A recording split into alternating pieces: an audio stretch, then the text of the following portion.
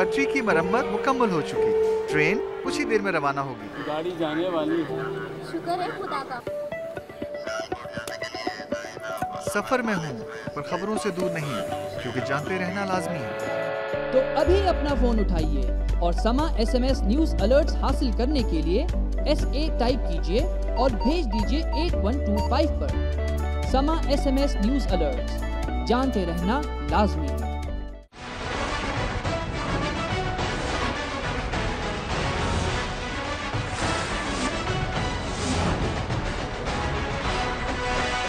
मोहब्बत मुझे उन जवानों से है सितारों पर जो डालते हैं कमन। इस शेर के साथ मैं आप सब लोगों को हर पाकिस्तानी में छुपा एक हीरो में खुशामदीद कहती हूँ। इकबाल का ये शेर नौजवान नस्ल के लिए और पाकिस्तान की नौजवान नस्ल भी पाकिस्तान की तरक्की में अपना अपना हिस्सा डाल रही है। हमारे आज के हीरो फसाहुल हसन भी पाकिस्तान का चमकता हुआ सितारा है, तो आइए इनके पास चलते हैं।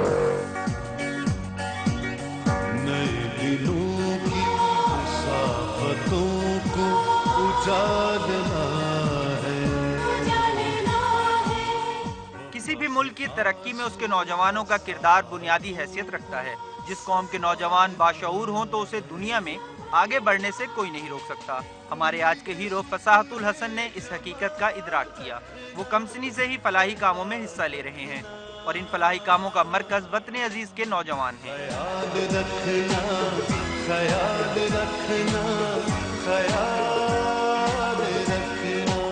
फसाहत ने अपने जैसे नौजवानों में शऊर आम करने के लिए कई सेमिनार्स मुनक्किद कराए। फसाहत ने डेंगू के खिलाफ मुहिम में भी भरपूर हिस्सा लिया। आजकल वो नौजवानों को एड्स के मौलिक असरात से आगाह करने की एक मुहिम चला रहे हैं और इस काम में उन्हें पाकिस्तान से बाहर भी कई बार सफर करना पड़ा। फसाहत का मानना है कि पाकिस्तान के 60% नौजवान पॉलिसी के अमल में हिस्सा लेना शुरू कर दें तो इस मुल्क की तकदीर बदली जा सकती है।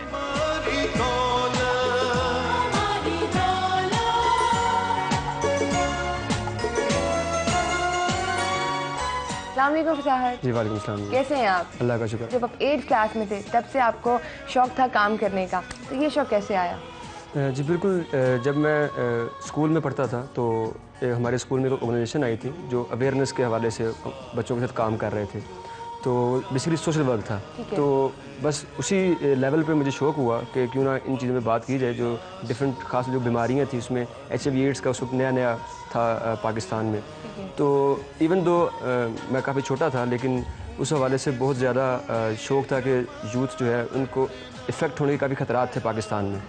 तो वो फिर अपने स्कूल जो क्लास फेलोज थे चंद, उनके साथ मिलके फिर हमने वो जो काम है वो शुरू किया था। मतलब 8th क्लास में आपने सोच लिया कि मैंने HIV के बारे में लोगों को अवेयर करना है? एक्चुअली ऐसे था कि जब ये मैंने काम स्टार्ट नहीं किया था तो मेरा ख्वाब था कि आर्मी में जाऊँगा। अच्छा। लेकिन जब ये एक चीज़ आई तो मुझे लगा कि शायद ये उससे बड़ा एक आप कह सकती हैं कि काम है जो हमें अपनी कौम के लिए करना है।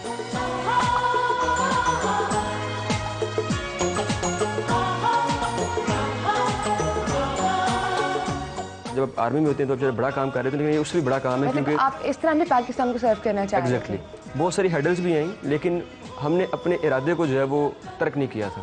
अच्छा फसाहत, जिस तरह अभी आपने कहा कि आपको बहुत ज़्यादा हर्डल्स भी फेस करनी पड़ी, तो किस तरह की हर्डल्स थी? उसमें ये होता था कि आप इन इश्यूज़ पे बात क्यों करते हैं, अपनी स्टडीज़ पे ज़्यादा फोकस करें।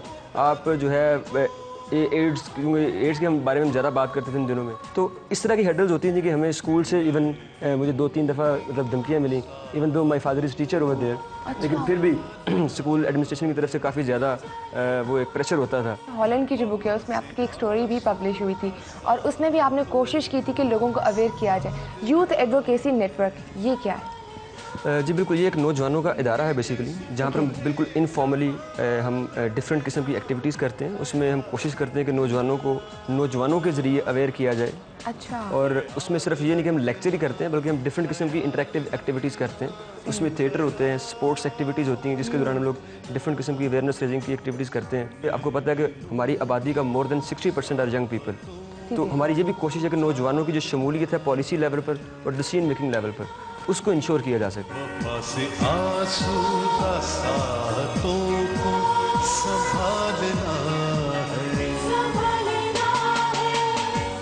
बहुत सारे नौजवान आपको डिफरेंट फील्ड्स में नज़र आते हैं। उसमें IT को ले लें तो आपको बेशुमार नाम नज़र आएंगे। अगर आप स्पोर्ट्स को ले लें तो सारे यंगस्टर होते हैं। तो उसमें 2-3 रीज़न हैं। एक तो यंगस्टर्स होते हैं तो उनके अंदर पैशन इसलिए भी ज़्यादा होता है कि वो कुछ करना चाह रहे होते हैं, उनके पास टाइम भी होता है शायद।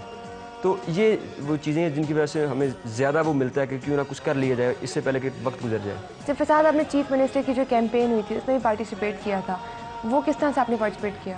अच्छा, ये एक्चुअली चीफ मिनिस्टर साहब ने एक यूथ मोबिलाइजेशन कमेटी बनाई थी, जिसका बेसिकली शुरू में मकसद था डेंगू के हवाले से, क्योंकि डेंगू बहुत ज़्यादा था पंजाब में। लेकिन जो मेरा ज़्यादा फोकस था, क्योंकि मेरा पॉलिसी लेवल पर ज़्यादा काम था, तो जो पंजाब में जो यूथ पॉलिसी बन रही थी तो उसके ऊपर रिकमेंडेशंस के हवाले से मेरा ज़्यादा किरदार रहा था। पाकिस्तान में जब अर्थक्वेक है तो बहुत से लोग थे जो दूसरे इलाकों में भी रहते थे, तो अपने घर में छुप के बैठ जाते थे, नहीं जाते थे, लेकिन आपने उन दिनों में भी बहुत ज़्यादा काम किया। जी बिल्कुल, मुझे एक मौका मिला था तो मैंने कहा इसको ज़ाया नहीं करना चाहिए। तो उसमें बच्चों को रिहेबिलिटेट, मतलब आफ्टर अर्थक्वेक जो उनके जो मसाइल थे बच्चों के ख़ास तौर पर, उस हवाले से मैंने वहाँ पे काम किया था तकरीबन कोई 6 महीने, ताकि बच्चों की जो एक्स्ट्रा करिकुलर एक्टिविटीज़ है उनको बढ़ाया जाए और उनकी जो रिहेबिलिटेशन है उसको इंश्योर किया जाए, ताकि वो आगे अपनी ज़िंदगी को जो है वो अच्छे तरीके से गुजारा जा रहा है। एक बहुत बड़ा डिज़ास्टर था तो उनके लिए वो एक बिल्कुल शॉकिंग उस टाइम में वो वक्त गुजर रहा था उनको। अच्छा, United nation fund for population, ये क्या है? United nation fund for population Pakistan भी है, तो उनका एक यूथ एडवाइजरी पैनल होता है जो कि उनको यूथ पर्सपेक्टिव में उनको रिकमेंडेशंस दे रहा होता है उनके प्रोजेक्ट्स के हवाले से। जैसे उनके प्रोजेक्ट्स थे, उसमें एक था कि यूथ कैंप्स होते हैं उनके डिफरेंट बैकवर्ड एरियाज़ में, जहाँ पर शायद स्कूल इतने अच्छे नहीं होते हैं या शायद वहाँ पर इतनी फैसिलिटीज़ अवेलेबल नहीं होती हैं, तो वहाँ पर इनके कैंप्स होते थे यूथ के, तो हम उनके ऊपर उनको रिव्यू करते थे, उनको देखते थे कि वहाँ पर यूथ की एक्टिविटीज़ को किस तरह से इन्हेंस किया जा सकता है। अच्छा, अपने पाकिस्तान को कितने ममालिक में अब तक रिप्रेजेंट किया? जी, अल्लाह ताला ने मौका दिया है मुझे तकरीबन 8 के करीब ममालिक में रिप्रेजेंटेशन करने का। तो उसमें मतलब डिफरेंट कैपेसिटीज़ में मैं काम करता रहा हूँ डिफरेंट ममालिक में। जैसे चाइना में थे तो हमने वहाँ पर एक कॉन्फ्रेंस थी रिप्रोडक्टिव हेल्थ के हवाले से, नौजवानों की शमूलियत के हवाले से, तो वहाँ पर पाकिस्तान से हम 4 लोग थे जिनको चाइना गवर्नमेंट ने सपोर्ट किया था। हम वहाँ पर जिनकी यूथ फोर्स थी वहाँ पर, तो I was the member from Pakistan as well. 3-4 लोग और भी थे जो उस फोर्स में काम कर रहे थे, जो इंटरनेशनली सब लोगों को डील कर रहे थे। और इसी तरह हॉलैंड में कॉन्फ्रेंस हुई थी। हम फिर ये भी कोशिश करते हैं कि वहाँ पर पाकिस्तान को जो एक वेरी पॉजिटिव इमेज है वो भी हम दे सकें, और साथ साथ अपने कल्चर को वहाँ पर हम ज़िंदा रखें। ये ना हो कि हम वहाँ पर जो है जाके तो उन्हीं की तरह हो जाए, नहीं, बल्कि अपने कल्चर को और अपनी कैपेसिटी में रहते हुए एक पॉजिटिव इमेज वहाँ पर देना ये ज़रूरी हम समझते हैं। वर्ल्ड पॉपुलेशन के यंगेस्ट मेंबर भी आप रह चुके हैं। जी, ये एक इंटरनेशनल ऑर्गेनाइजेशन थी, तो जो आप कह लें कि जो मैंने फ़र्स्ट टाइम जो मैं जॉब मैंने की थी ये, तो घर वाले तो बिल्कुल एग्री नहीं थे, because I was 17 year old.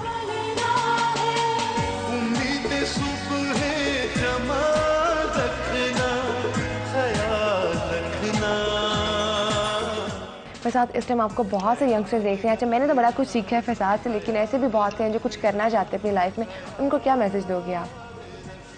उसमें यही है कि जो आप समझते हैं, जो आप सोचते हैं, मतलब जो आपका पैशन है, उसको कभी ये सोच के ना करें कि मैं इसको कर नहीं सकता। मतलब मैंने कभी नहीं सोचा था कि मैं शायद आउट ऑफ कंट्री जा सकता हूँ, क्योंकि मेरी फैमिली इस तरह से नहीं है। मेरे फादर स्कूल टीचर, तो लेकिन एक पैशन था कि नहीं, आई कैन डू। मतलब हम पूरा दिन पूरी रात काम करते थे, और अल्लाह ताला मौका देता है आपको, और अल्हम्दुलिल्लाह मेरी जितनी भी ख्वाहिशात थी वो अल्लाह ताला ने पूरी की हैं, सारी पूरी की हैं। तो मतलब इसमें मैं यही कहूँगा कि जो भी आपके पैशंस हैं, जो भी आप करना चाहते हैं, उससे हटे ना, बल्कि एक मुसम्मम इरादे के साथ आप उसके ऊपर कायम रहें, तो इंशाल्लाह आपको मिल जाएगा। मर्दा तो मदद है खुदा। फसाद, आपसे तो बहुत सी बातें हो गई हैं, तो अब आपके वालिद साहब से बात करते हैं। जी नाज़रीन, अब हम लोग फसाद के फादर से बात करते हैं और कुछ मज़ीद जानते हैं फसाद के बारे में, है ना?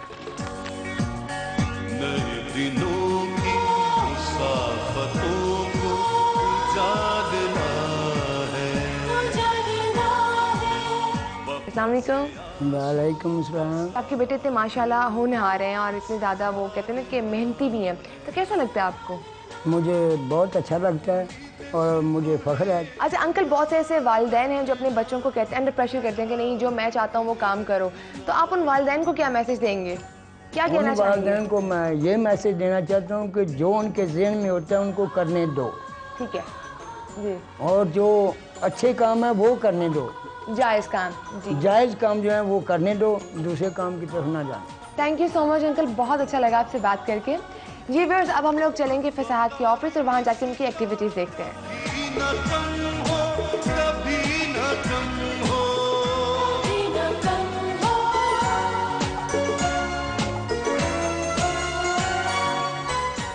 यहाँ पर हम लोग नौजवानों की कैपेसिटी बिल्डिंग के हवाले से डिफरेंट तरह के सेशन डिफरेंट टॉपिक्स पे करते रहते हैं, ताकि नौजवानों की जो एक्टिव शमूलियत है पॉलिसी लेवल पर और डिसीजन मेकिंग लेवल पर उसको इंश्योर कर सकें। जैसा कि आपको पता है कि 18वीं तरमीम के बाद जो नौजवानों की वजारत है, जो पॉलिसी है, वो नीचे सूबों को मुंतकिल हो चुकी है। तो उसके बाद जैसे कि अभी तमाम सूबे जो हैं वो इस प्रोसेस में हैं कि वो जो नौजवानों की पॉलिसी है उसको बना सकें।